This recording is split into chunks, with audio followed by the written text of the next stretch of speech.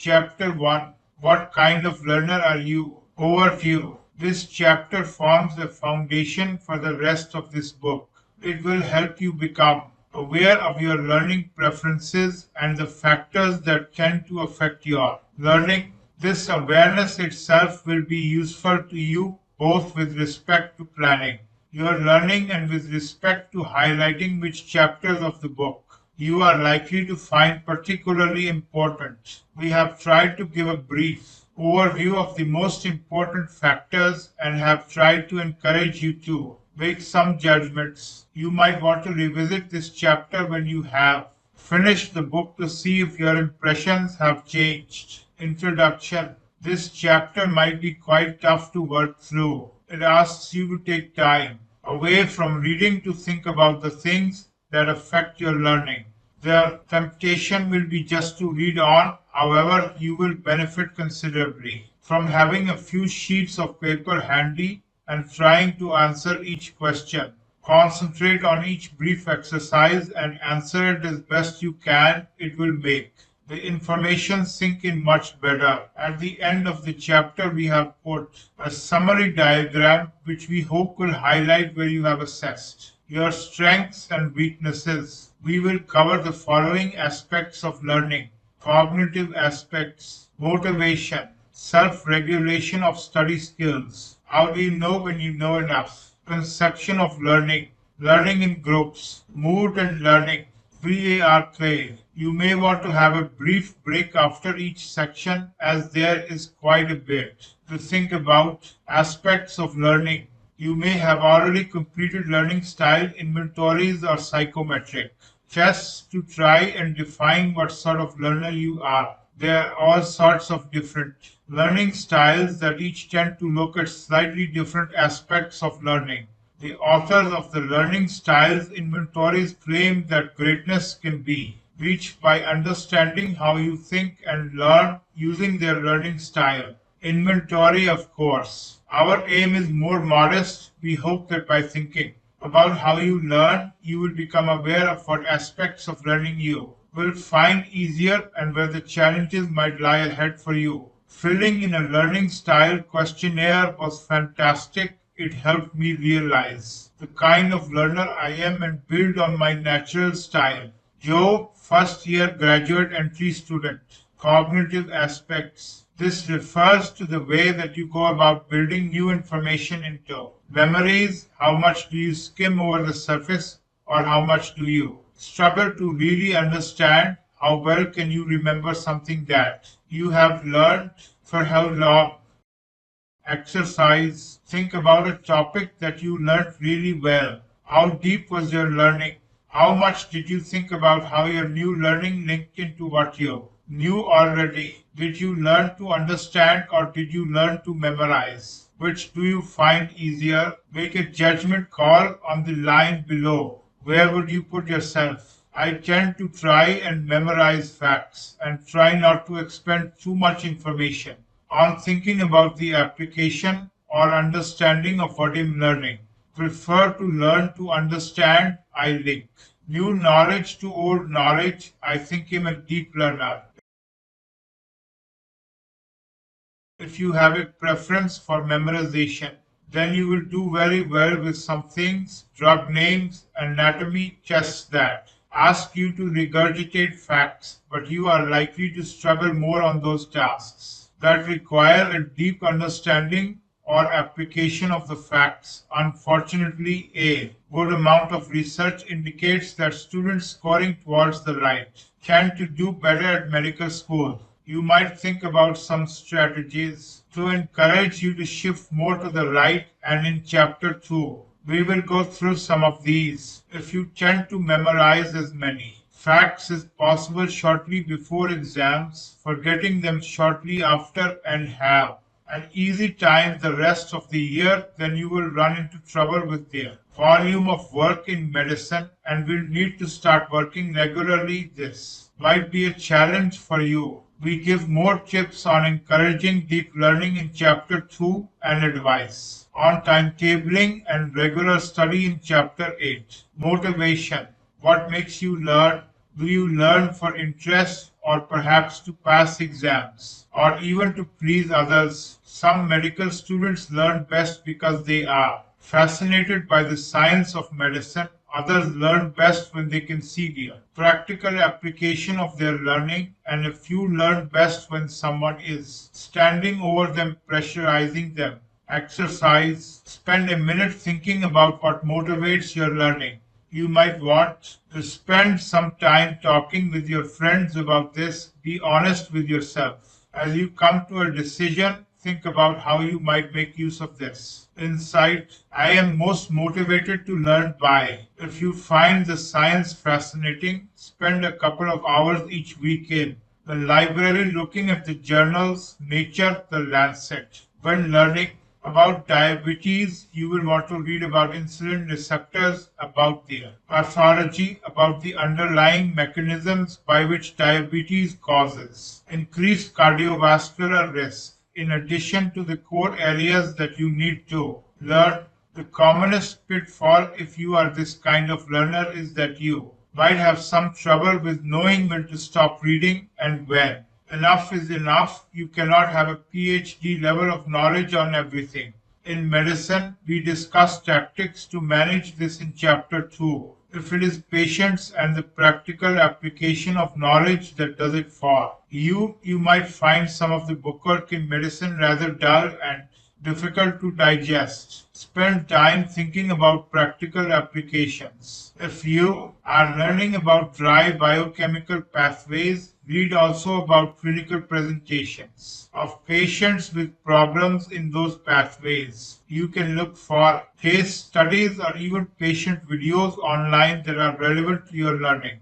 You will want to buy some clinical textbooks early so that you can read around clinical features of diseases. When learning about the pathology of the cervix, have a read about cervical smears, about the diagnosis and treatment of cervical cancer. Think about how what you are learning will affect the care you give to patients. You might ask a friendly gynecologist if you can sit in on their colposcopy clinic. See as many patients as possible and read about the conditions that you have seen. You will remember information much more clearly if you can link it in your memory to a patient. You have seen many students are most highly motivated by exams. If this is you, then look up the exam structure early in the year. Look at the objectives, plan how you will cover them. Use past questions to structure your learning and to test yourself. Write your own, learn in a group, and write tests for each other. The revision section of this book will appeal to you, and also some of the study strategies in Chapter 2.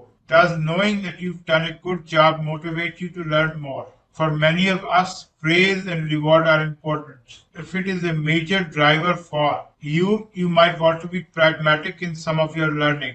If you are sitting in an asthma clinic next Thursday, then learn about the management of asthma before then. You will feel like you understand what's going on. You will ask sensible questions, and the clinician in clinic is likely to be impressed. This will motivate you to study more. This simple technique works exceptionally well. There are a few students who thrive on external pressure. They love teachers who intimidate students, whereas most of their peers tend to hide in threatening environments. They thrive in them. If this is you, then you might want to try and create situations that will drive you to learn.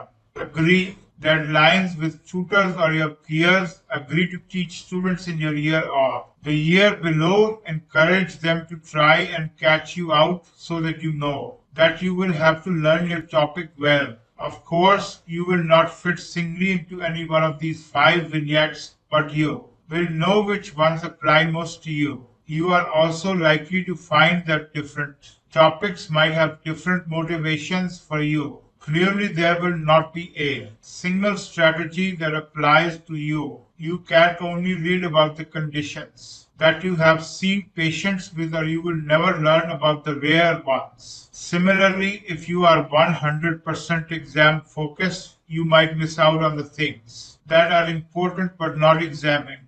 However, knowing and manipulating what motivates you in order to maximize your study is a key skill. It might even be worth putting a post-it up on the wall above your desk reminding you of what motivates you. Self-regulation of study skills. Students who are aware of how they are learning tend to perform much better than those who don't. This book is largely about helping you develop effective study skills and an awareness of when and how to use which ones. How aware of your learning are you? How consciously do you make choices in how you learn?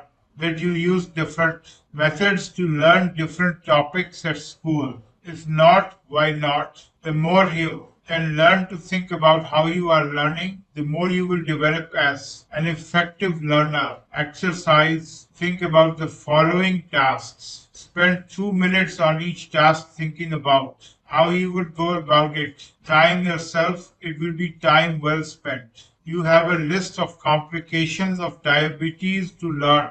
You have to memorize a list of drug names for treating high blood pressure. The names all sound rather foreign to you. You have to learn the surface markings of the various lobes of the lungs so that you know which one is where when you are examining a patient. You have to learn how to take blood. How easy was it to plan how you would go about each task? Was your plan for each task different or the same? Did you have several options for each task or just one? The more options and the more active your decisions, the easier you will find learning. If you tended to think of just one method of learning, then you are likely to benefit from spending extra time on PP 2736 of Chapter 2, and it might be worthwhile finding out if there are some study skills workshops run by your university. Improving in your study skills is an investment that will really pay off. Learning how to learn was the most important thing I got from medical school. Unfortunately, I didn't realize this until the second year. Rebecca, finalist. How do you know that you know enough? The level syllabus that you studied was well defined in terms of both breadth of topics and depth that you need to go to in each topic.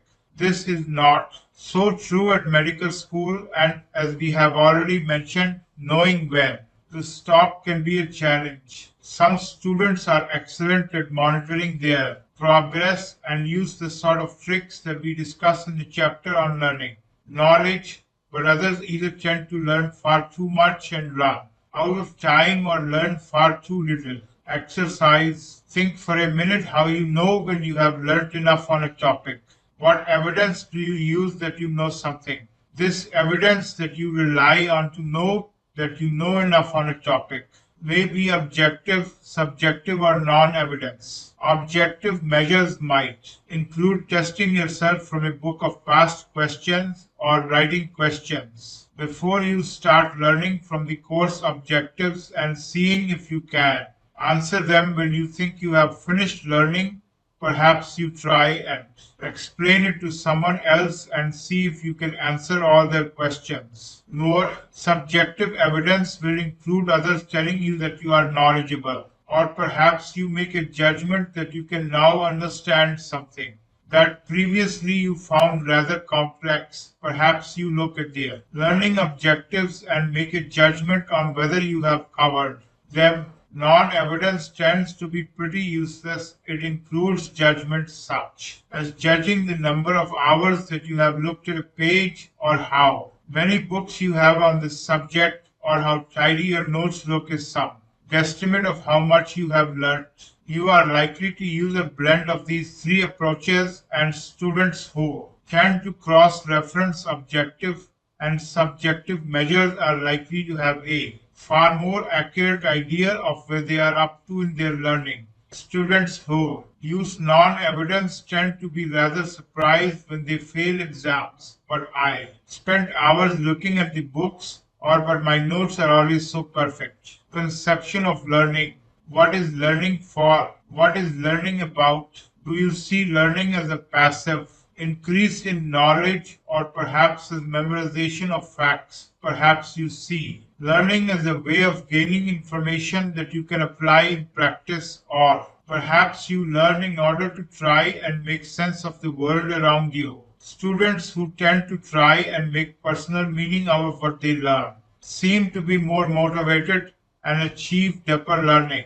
You might have left secondary school thinking that learning was about getting facts into your head. If so, you should be aware of the transition in higher education, where you will be expected to question, debate, weigh up different conflicting evidence in order to try and make some sort of sense of the information in front of you and how it relates to the world around you. You can speed that transition by questioning yourself, asking what if or why and what use is this information. As an example, when you are learning about diabetes, you might ask yourself, what if diabetes was not a disease that either you had or you didn't have, but a continuum between normal blood sugar and damagingly high blood sugar? Perhaps you will ask, why is the threshold for diagnosing diabetes a fasting sugar of 7.0 mR L and not 7.4 mR L? If you have a very concrete idea of facts, valid questions like these might be uncomfortable. It's better to have this discomfort early on and learn to manage it then later in your career. You might have to trust us on this one. Learning in groups. Collaborative learning has its pros and cons. Some students feel that they can only really learn through discussion and debate with others, and they can't. To struggle to find people with whom you can discuss everything that you have learned.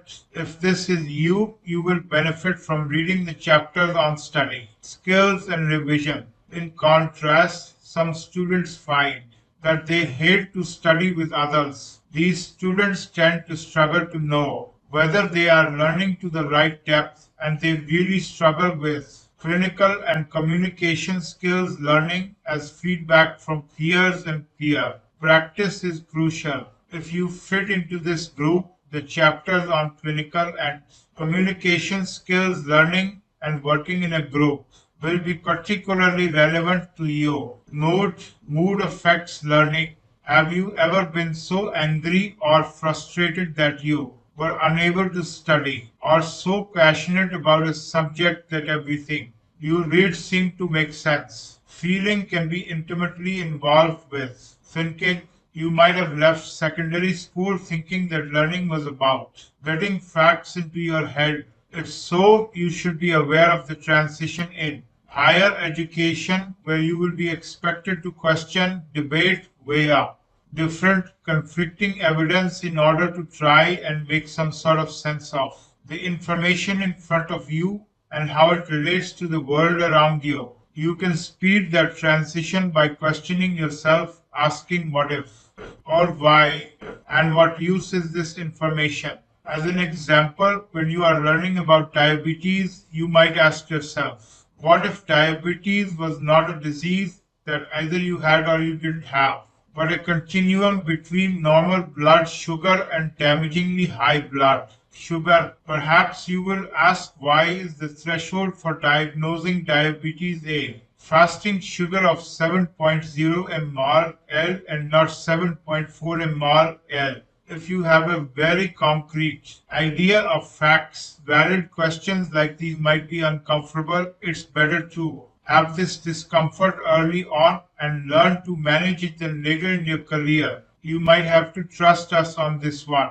Learning in groups. Collaborative learning has its pros and cons. Some students feel that they can only really learn through discussion and debate with others, and they can't.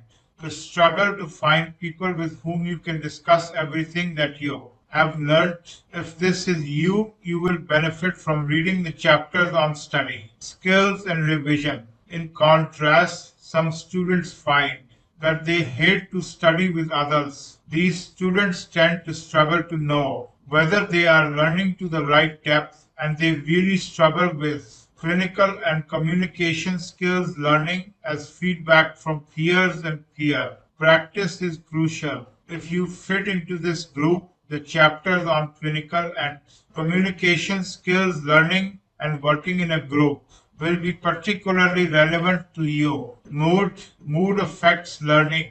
Have you ever been so angry or frustrated that you were unable to study, or so passionate about a subject that everything you read seemed to make sense? Feeling can be intimately involved with thinking, exercise. Mark on the line where you imagine you lie between the two extremes logic, emotion.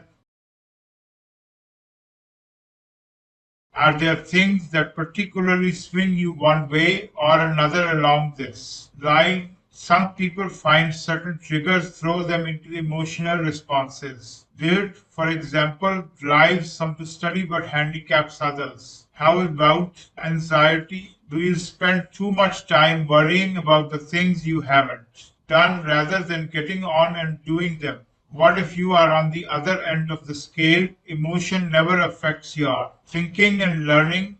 Would you be missing out on the passion, the buzz of knowing that you are on a roll? How will you develop empathy if you can't? See how emotion affects people's decisions. What about teamwork skills? How will you relate to others if you can't see the emotional context in which they exist? Think about where you are on the line and consider at what point on that line you might be more productive. Spend some time considering how you can actively manage the triggers and swings to be a little more productive a little more of the time. We have worked with many students and the simplest strategies are usually the best. A young woman whose studying used to be distracted by regular family crises that she would worry about moved out of home.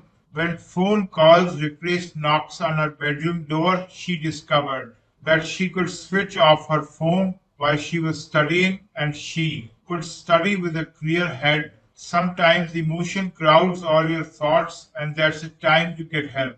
Indeed, everyone will struggle with the way that they are feeling and the way that affects their work at one time or another in their careers. In chapter 8, we talk about avenues to ensure that you gain support when you need it. WARK, using your senses. Think about incense. What comes immediately to mind? For some people, they will see something relating to incense, perhaps the smoke curling up from a burning pot. Others will hear something, perhaps the ringing noise that an incense burner in church makes when it is swung, or the word incense. Being said, others might see the word as it is written, perhaps think about the different meanings of the word, pieces of fragrant substance, or to infuriate. Finally, you might think about the movements that you would make to light, or to swing the incense around. It seems that some people have a visual preference other than auditory or oral preference. Some prefer to read or write things to learn them, and others have a strong kinesthetic preference that is physically to do things. The VARK learning style has come up for criticism, but it has some uses. Look at the following descriptions and think of how much they each apply to you. Visual people will like to use color and shapes. They draw flowcharts and like to have everything in sight in front of them. They like books that are visually appealing with small blocks of text, plenty of tables and diagrams. They might find learning visual topics like anatomy much easier than memorizing lists of words. All people like to listen. They think lectures are better than books and like it when someone explains things to them in words or they explain to others. They remember the anecdotes from the lecture or what that patient said, and sometimes they forget to write things down as they are too busy listening. They are not fond of books and tend to read books by forming the words in their heads. Sometimes their lips move when they are reading. Those with a read-write preference tend to like books and texts and lists. They might copy out chunks of text from the book to form their notes, which are often quite lengthy and quite dry. They are good at spelling and can remember lists of words. They might look at a foreign word and work out what it means from similar words that they know. Kinesthetic learners like to learn by doing. They like practical applications. This goes there. Real life examples are great, and learning by trial and error really consolidates their learning. Abstract things are more difficult for them, and they strive to think of applications for what they are learning. Exercise. For each of these preferences, rate whether you think you are strong you often. Think and learn in this way: average or weak. Weak, average, strong. Visual learning, oral auditory learning, read write learning, kinesthetic learning. Most people have a preference. Some have strong preferences, others have a more even spread. Think about your preferences, your strengths. This will give some indication of the sorts of tasks and subjects that you will find easiest. Think about how you can capitalize on your strengths. If you are a visual person, are you making best use of color of pictures? Would you be better making your notes on a pad of a 3 rather than a 4, so that you can see more in one glance? Do you take one of those 4 or 10 color pens into lectures with you? If not, why not? Do you try and convert difficult concepts into flow charts or cartoons? You will like the section on concept mapping in chapter 2. If you are an auditory person, then do you make the best use of lectures sitting near the front away from distractions? Have you tried using tapes or reading your notes out loud?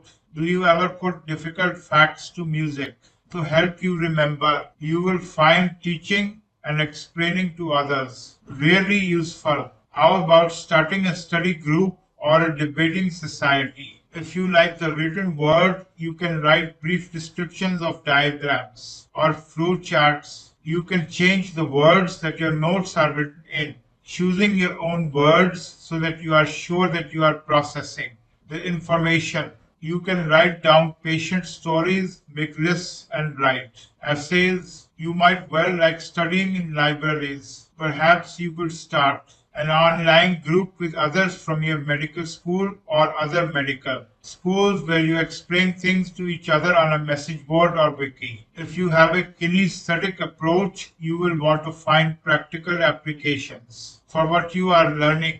Get out there and do things. If you have seen a patient with a diabetic foot ulcer, you will find it much easier to read about it. Apply what you have learned whenever you can. Search for relevance. Use your imagination and imagine things happening when you read about them. Think also about your weaknesses and how you can address them.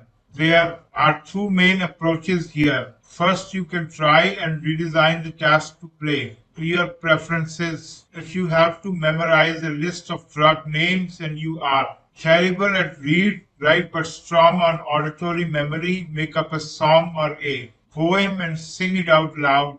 If you have a preference for visual things, turn the words into pictures. The drug zopiclone might become a number of identical C-shaped floppy aliens, or sleepy in bed zopiclone is a sleeping pill. The second way that you might address your weaknesses is to train yourself to be stronger in these areas. Timetable extra time for the tasks that you might find challenging and ask your peers what tricks they use. You can find others with similar preferences to you. The incense exercise is a good one, although lots of people say the smell, which doesn't fit well into VARK but is discussed more in chapter 9 and find out how they learn.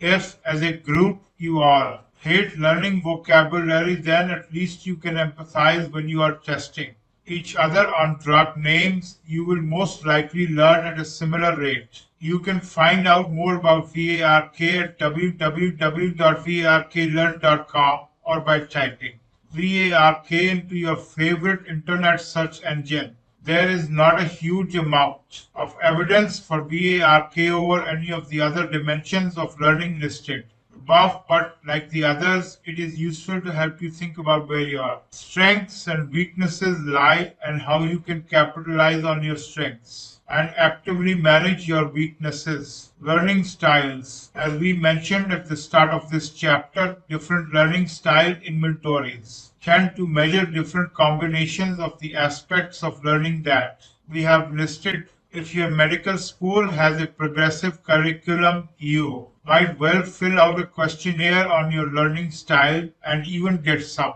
numbers or a graph that will summarize your preferences. We would recommend that you look through this chapter a couple of times and actually do the exercises and answer the questions. Write some notes on where you identify your strengths and weaknesses, triggers that upset your learning, and tips that maximize your learning. Summary. This chapter has asked you to make multiple judgments about factors that affect your learning, which is not something you might have done before. Your judgments might not have been terribly accurate, and we would recommend that you revisit this chapter again when you have read the remainder of the book and had a chance to think in more depth about what factors affect your learning.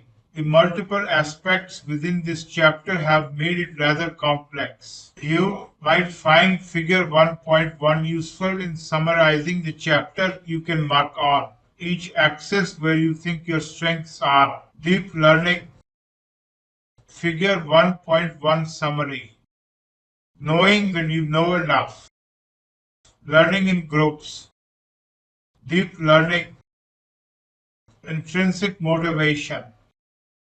Self-regulation. Conception of learning. Mood. Visual. Kinesthetic. Red light. Auditory.